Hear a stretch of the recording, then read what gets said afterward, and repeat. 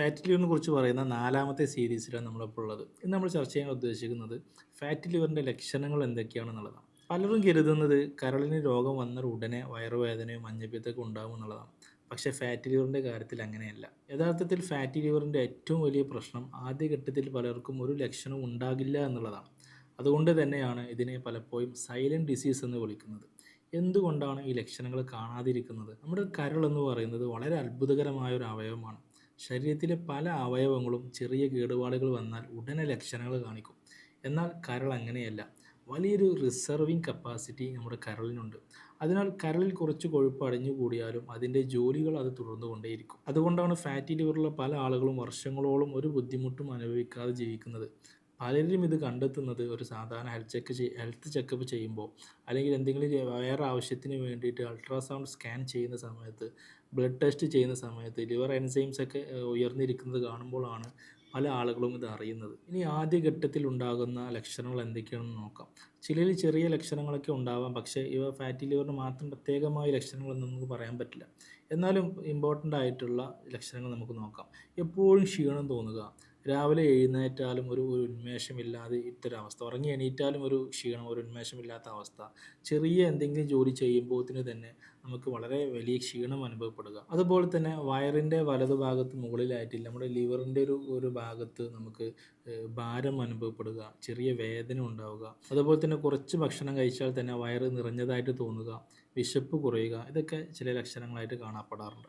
ചില ആളുകൾക്ക് ക്ഷീണത്തിൻ്റെ കൂടെ ശ്രദ്ധ കുറവും ഉണ്ടാവാറുണ്ട്. ചില രോഗികളൊക്കെ പറയാറുണ്ട്, ഡോക്ടർ ഒന്നിനും ശ്രദ്ധ കേന്ദ്രീകരിക്കാൻ പറ്റുന്നില്ല, എപ്പോഴും ഒരു മടി പോലെയാണ്, ഒരു ക്ഷീണമാണ്.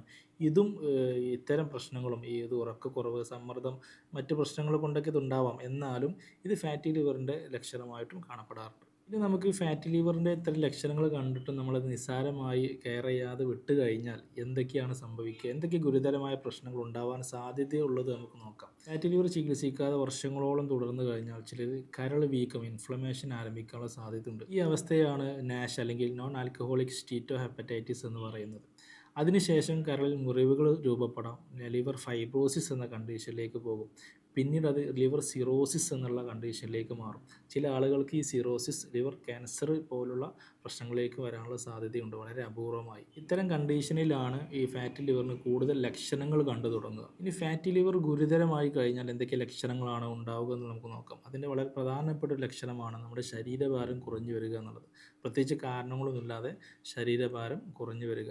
അതുപോലെ തന്നെ വിശപ്പ് കുറയുക, ഭക്ഷണം കഴിക്കാൻ താല്പര്യമില്ലാത്ത ഒരു അവസ്ഥ ഉണ്ടാകും, നമ്മുടെ കാലുകളിൽ നീർവീക്കം ഉണ്ടാവുക, അതുപോലെ തന്നെ നമ്മുടെ വയറ്റിൽ അസൈറ്റിസ് പോലുള്ള അങ്ങനെ വെള്ളം കെട്ടിക്കിടക്കുന്ന പ്രശ്നങ്ങൾ ഉണ്ടാവുക, നമ്മുടെ കണ്ണും ചർമ്മവും ഒക്കെ മഞ്ഞ നിറമാവുക, അതായത് മഞ്ഞപ്പിത്തത്തിൻ്റെ ലക്ഷണങ്ങളൊക്കെ കണ്ടു തുടങ്ങും. അതുപോലെ തന്നെ അമിതമായ ക്ഷീണം, ദിവസേന ചെയ്യുന്ന ചെറിയ ചെറിയ ജോലികൾ പോലും ചെയ്യാൻ പറ്റാത്ത അവസ്ഥ, രക്തസ്രാവം എളുപ്പത്തിലുണ്ടാവുക. കാരണം രക്തം കട്ടപിടിക്കാൻ ആവശ്യമായ പ്രോട്ടീനുകൾ നിർമ്മിക്കുന്നത് നമ്മൾ മുമ്പ് പറഞ്ഞിട്ടുണ്ട്.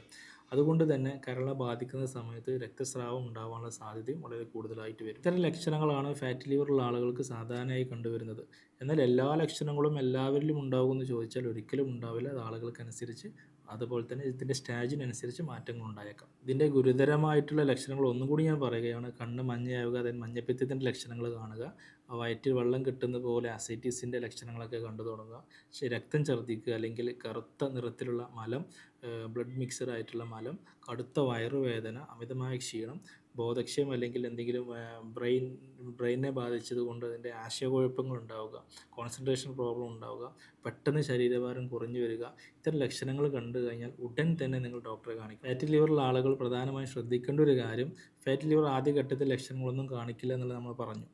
എനിക്കൊരു ബുദ്ധിമുട്ടും ഇല്ല, അതിനാൽ എനിക്ക് ഫാറ്റി ലിവർ ഇല്ല എന്ന് വിചാരിച്ചിട്ട് ഒരിക്കലും നിൽക്കരുത്. അതിനെ ഒരിക്കലും നിസ്സാരമായി കാണരുത്. അതോടൊപ്പം തന്നെ ഫാറ്റി ലിവർ ഉണ്ടെന്ന് വിചാരിച്ചിട്ട് എൻ്റെ കരൾ നശിച്ചു പോയി എന്ന് വിചാരിച്ച് പേടിച്ചിരിക്കേണ്ട ആവശ്യമില്ല.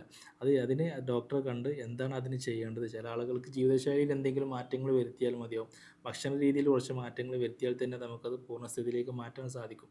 അതുകൊണ്ട് നിസ്സാരമാക്കി കാണാതെ, അമിതമായി പേടിക്കുകയും ചെയ്യാതെ അതിനെ വളരെ നല്ല രീതിയിൽ ഡീൽ ചെയ്യുക. സമയത്ത് തിരിച്ചറിയുകയും ശരിയായ ജീവിതശൈലി മാറ്റങ്ങൾ വരുത്തുകയും ചെയ്താൽ പല ആളുകളിലും ഇത് നിയന്ത്രിക്കാൻ വേണ്ടി സഹായിക്കും. അടുത്ത ഭാഗത്തിൽ നമുക്ക് ഫാറ്റി ലിവർ എങ്ങനെ കണ്ടെത്തുന്നു, എന്തെല്ലാം പരിശോധനകളാണ് ഇതിന് വേണ്ടത്, ultrasound, liver function test, fibro scan, CT scan തുടങ്ങിയ ടെസ്റ്റുകൾ എപ്പോഴാണ് ചെയ്യേണ്ടത് എന്നുള്ളത് വളരെ വിശദമായിട്ട് നമുക്ക് നോക്കാം. Thank you.